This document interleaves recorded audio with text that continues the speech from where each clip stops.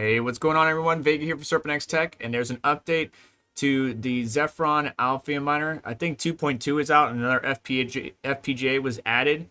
But I just want to take you through the steps on how to get it. Now, obviously, getting into this Discord, I can't just invite people. If I go and try to invite people, I think it's blocked. Yep, disabled. But just hit me up if you can't get in. Under the announcements tab, we scroll down, we can see all the latest announcements for various FPGA models, bitstreams, so on and so forth. Please do not publish anything without the direct permission of mods or Whitefire. If you do that, you can get yourself in trouble. But if we just click this link, it takes us to a Dropbox where we can see all the various, like for example, this is where all the bits are. So all the bit streams for the various FPGAs. So if your FPGA is on this list, like mine is C1100, or the Forest Kitten 33, or the TH53, U200. If this is your FPGA, then this bitstream is for you, or it works. So we click that link in the announcements tab. It takes us to this Dropbox just like you see here, and then we just click the download link up here, and we can either sign in or just continue with download only. It's going to show up. There it is. And you can see that I have 2.2, but it's for the JC35. What I'm actually going to do is probably combine the two files. So let's go ahead and go to this folder. And I'm actually mining right now. And let's see here. Yeah, so right now we're mining Alephium on the original one that came out. And you can see here I got a bunch of zip folders, right? So here's the two latest ones. First thing we need to do is extract it. So if we right click, we can do Open Archive Manager. And then extract. Extract again in the top right. All right, close. So that just created a new folder. Same thing with the latest one, or 2.1. Extract in the top left, extract in the top right. Boom, there we go. It's extracting both. And so now we just need to find those particular folders. So close. I need to back these up as well in my other system.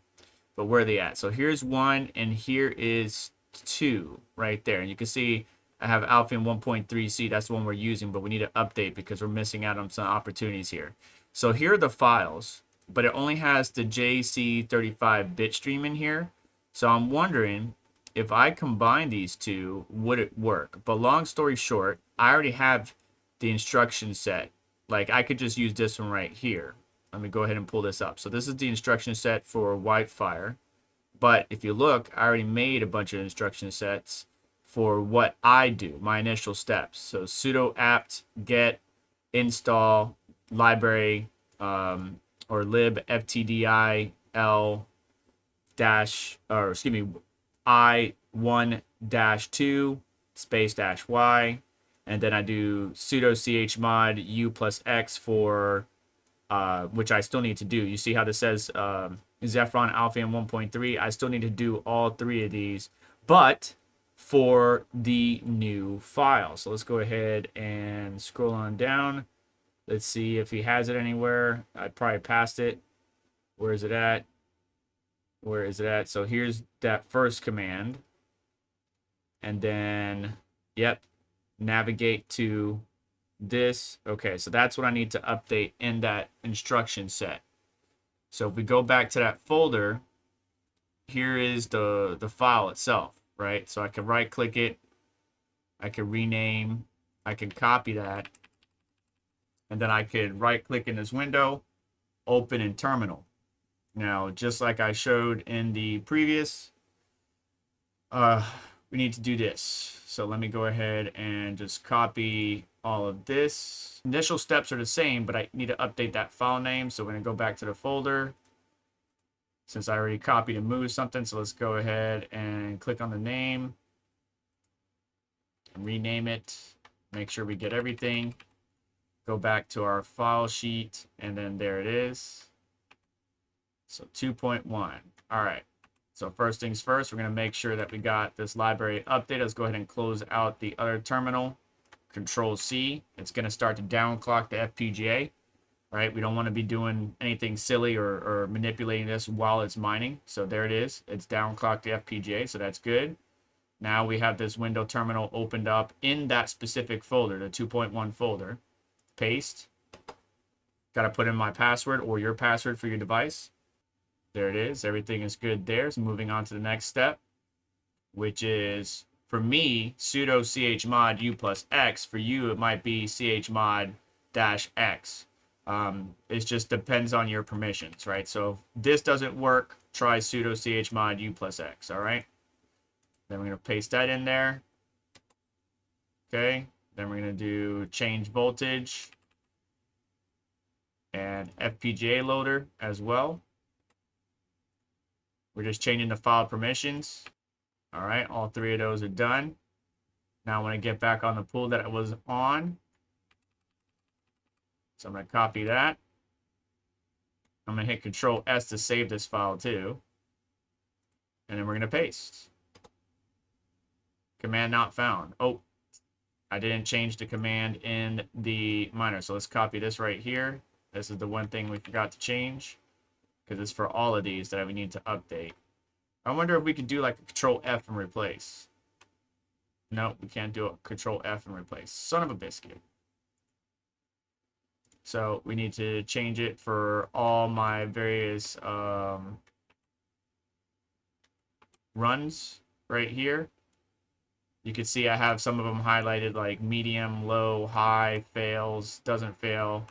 I just like to have that as interpretation. I also have a Google Doc sheet, which I might link in the description of this video, that where I tested various clocks and settings and showed you the power draw and ratio. So save that. Let's close this out. Let's close this out. Go back to our command prompt. Paste. Now we got the correct miner in there. And let's hit enter.